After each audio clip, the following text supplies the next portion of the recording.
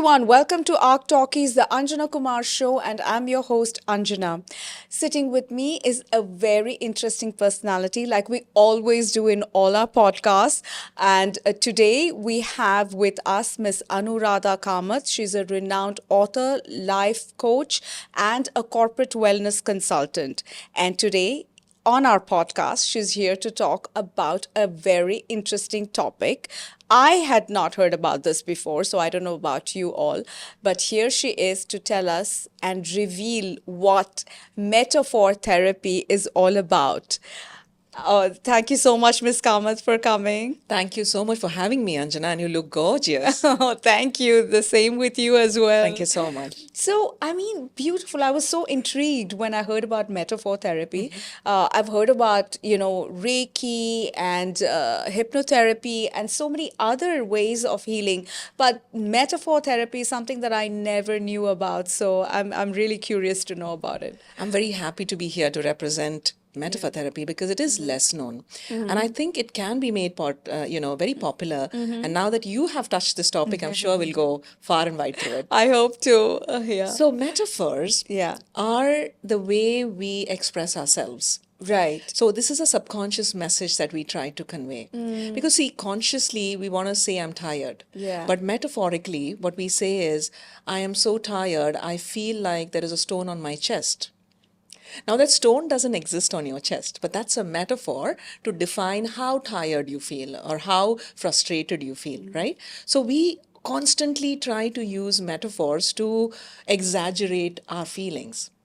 And if we would pay attention to the metaphors that people would use, we would know the story beyond the story that they're trying to tell. Oh. So, to understand the deeper levels at which a person wants to communicate with you, you have to pay attention to the words that they're using. Or the examples that they're using. And these examples are metaphors. Of course. And our brain always understands things through images. You see, when we have a thought, the first thing that comes into our mind is a picture. For example, let me tell you, think of an apple, Anjana. Right. You can't think of an apple unless you see an apple in your mind, right? That's true. Now I'm going to trick you a little bit. Okay. Back home in Mangalore, there's something that we eat and we really love. Now I'm going to use this word, and you have to tell me what is this word. Is that okay? Okay. So yes. that's good alambo. What is that? Sounds hilarious, isn't it? It does. You couldn't picture it. I couldn't picture what Okay. it was. So I'm going to tell you, it's a Yeah. family of mushroom. Oh my gosh. Now can you see it in your mind? Yes, of course. Because you connected with the word mushroom, and that mushroom created an image in your mind, you instantly saw a mushroom and understood a whole concept of a mushroom. How interesting. Seriously. Beautiful. Yeah. Yeah, so what happens is when people convey a metaphor, Yeah. just like when you thought about a mushroom, it's not only about a mushroom. You thought about what you can cook with it, whether you're allergic to it or not, when was the last time you ate a mushroom. So there's an entire story behind one word that a person uses.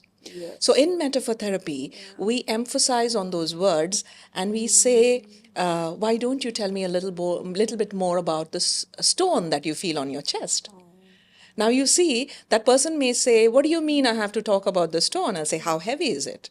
Now the person might say, it's about 10 kilos. Ah, okay. So when was the last time you felt the same?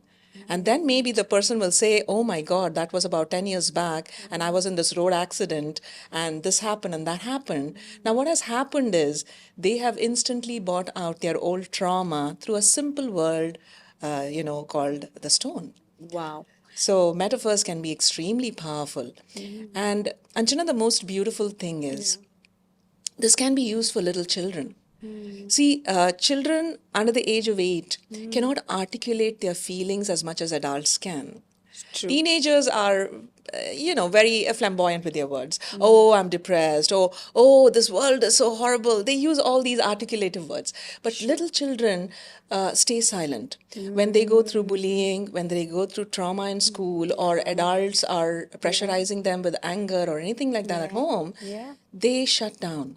So when parents come to me and ask me, I don't know what's going on with my child, and my child is silent, metaphors that they use through their regular talk can be used. And there is a fabulous thing that we can do is make a child draw, because metaphors can be brought out as drawings too. And we call it drawing analysis. Beautiful. It's very nice. So, if you could, like, sort of give an example of, let's say, if I have a child and I want to bring him to you just for a session. So, can you run us through how that session would be? Of course. Yeah. So, as a therapist, the first thing we understand from the child is we understand their comfort zones. You can't make a child who doesn't speak, because they're going to shut down. You're going to be just one of those adults who are pressurizing them to talk about something they're not comfortable about. So metaphors can either be spoken in the form of a story. So if there's a very talkative child, then we ask them to say, hey, tell me a story. And most of their stories will have metaphors which will tell me what's happening in their life. Now, if there is a child who's a quiet child, doesn't want to talk to you, then you quietly give them crayons and say, hey, you know what, baby, why don't you just draw me a landscape? Auntie wants to frame that for you. And through a landscape, through the trees they draw, through the mountains, or the elements of the nature they put in, can you believe that it is an entire snapshot of the mind? It's just like when a person with a broken bone goes into a hospital and an X-ray can tell you what is broken. A picture that a drawing that a child draws can tell you what part of it is broken. Beautiful. An entire drawing is divided into 3 parts. Right. You can actually tell what happened in the past of the child, what happened in what they think is going to happen in the future of their child, and they also depict the present moment. Right. So in a snapshot of a drawing, you can tell what has happened in the past, what they think is likely to happen in the future, and what is happening currently to them. Now, just a secret between you and me, my children have stopped drawing at home because they don't want to trust me with any drawings anymore, lest mama will know all their secrets. So, yes, that is one That thing. is so sweet. Yes.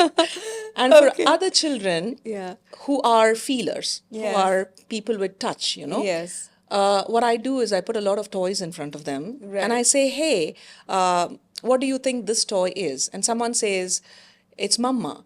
And then they say, this is a dada and this is a little baby. And then I tell them, oh, what is mama, papa doing? Now, without knowing, they are relating the entire story that happens at home. Oh.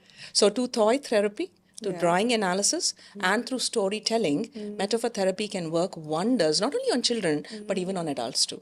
So I wanted to know, because I know you're a life coach and you practice a number of healing modalities. How would you sort of give the success rate of a therapy like this versus others? To be very honest, it's not fair to compare, but I thrive on metaphor therapy myself. Why? Because I'm a product of metaphor therapy. So I'll give you a little bit of story to understand. Yes. And I've had, let's say, 90% success with metaphor therapy because you cannot manipulate the results. And I'll come to why. You see, when a person uses metaphor, they do not plan. They cannot strategize. And even if they strategize, they decide to say an orange instead of an apple, there is a reason they're picking up a fruit and not a vegetable. So no matter how many times they think they are trying to control the results will be subconscious level results. Now, let me tell you my story.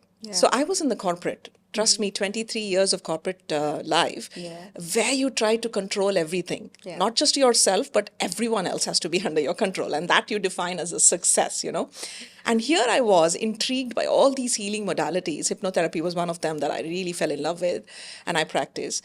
And then sound healing.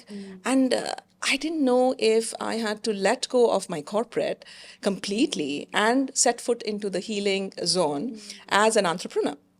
It's a big decision because the corporate industry pampers you with a fat, big lump salary at the end of the month. And here you are as an entrepreneur in the sea and ocean of you don't know if you're going to earn anything at all. You know what I'm saying? So sometimes your mind doesn't allow you to do what your heart wants. So I was learning this metaphor therapy course and I was so happy with it because it's something new.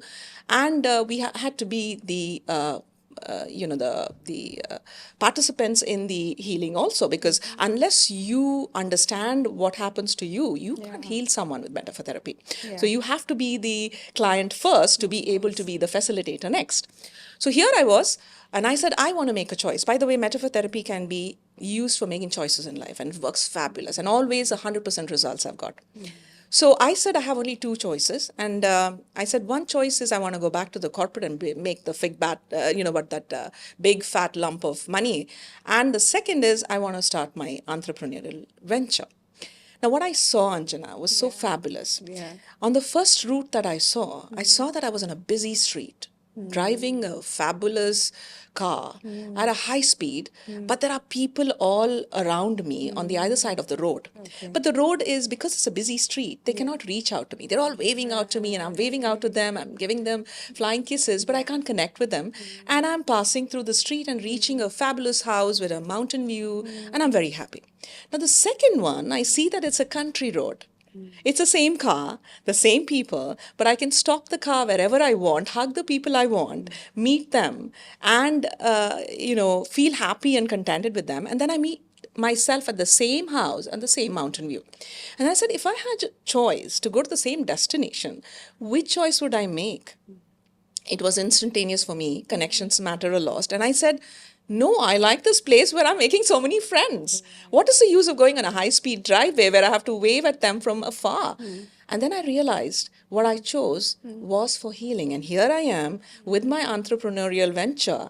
I've never looked back. Of course. So That's right. metaphors can make life decisions for you.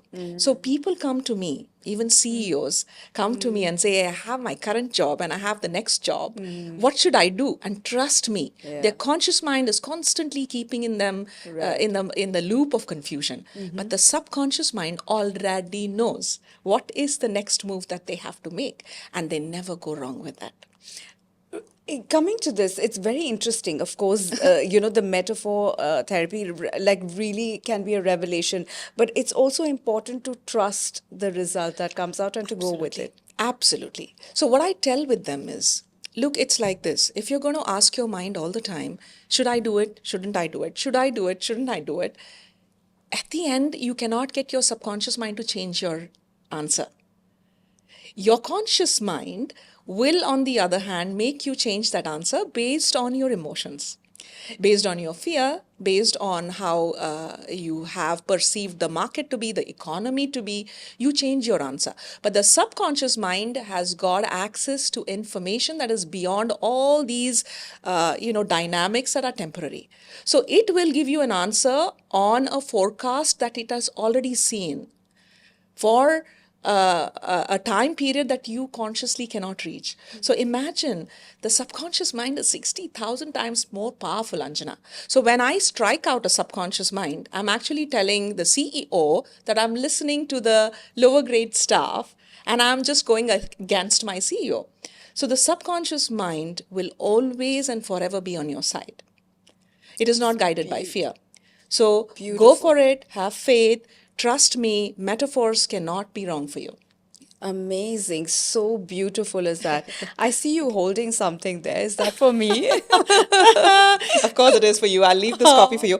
This is this is a beautiful book that I have created. Mystical for myself. stories. It's mystical stories. Right. So I'll tell you why I bought it along. Okay, so there is a reason why I created this story. There are 21 cards, okay, and each of these are represented by images. Okay. Right? All and right. this is the closest image that I feel represents the stories that I've written, that is on the backside. Okay. Now, what I'm going to do is, out of the 21 cards, I'm just asking you to pick one. Okay. Just one. Should I close my eyes to pick one? No. Okay. Your subconscious mind already knows which one you want. Right. Just pick any one. Exactly.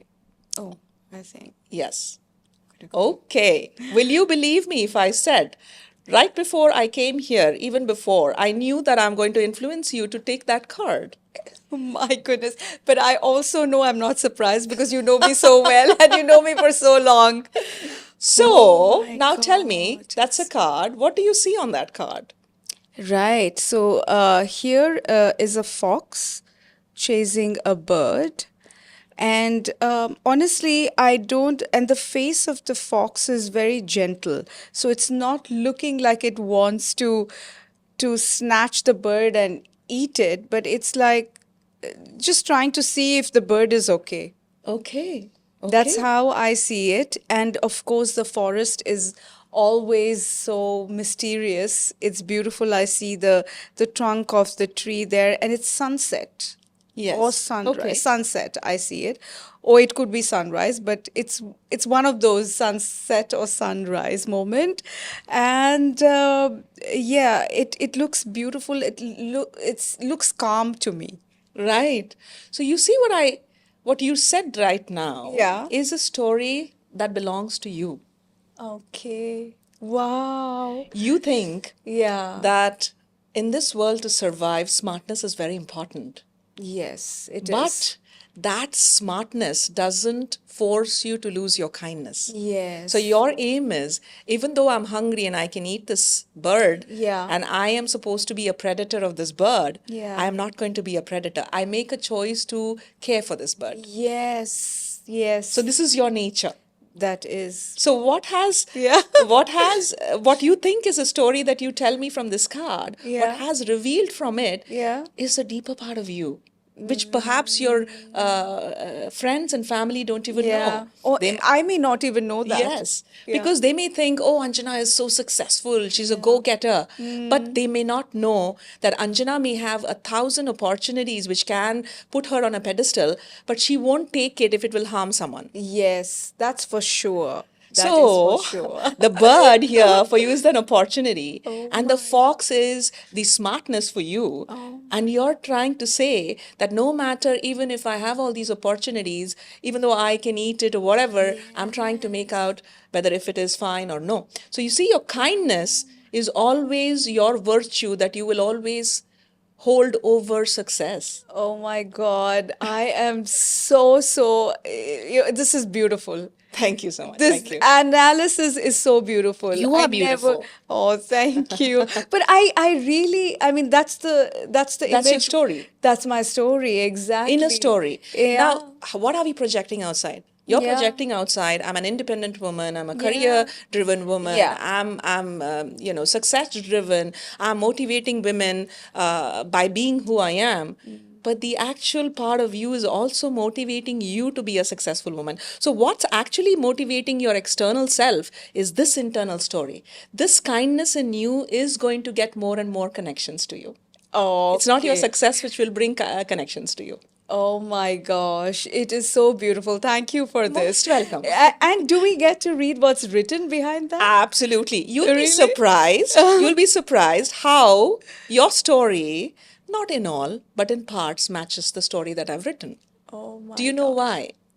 See, Anjana, even though we think we are all different, right? Inside, we all have the same stories of pain and the same stories of trial and triumphs. So, a part of me has already connected with a part of you. So, in this story, the cat is saying, is it my fault that I have to eat these birds? I keep asking the humans to feed me and they don't. And that's when I have to hurt these poor birds. Wow. And doesn't it match with your story that you're It saying? does. Oh my goodness, it does. It's so beautiful. This you. is amazing. I truly loved it, this whole session, and really understanding. And if someone wants to get in touch with you, how can they reach you? My Instagram handle is daily learning because I love the concept of learning every day from everything and everyone I meet. And my website is anuradhakamath.com. Right. So they can get across through me through both of these. Yeah. Right. So if you enjoyed watching this podcast, then you definitely need to reach Miss Anuradha Kamath on her Instagram and on her website. You won't regret it. You're going to have a lot of fun discovering yourself and through pieces like this, which will absolutely reveal things that you may not even have known about yourself. So it's a wrap from our Talkies for now, but do reach out to us if you want to share a story, if you want to tell us a story. We are here to have you on board with us and to listen to you. For now, it's a wrap, and bye bye from Anjana.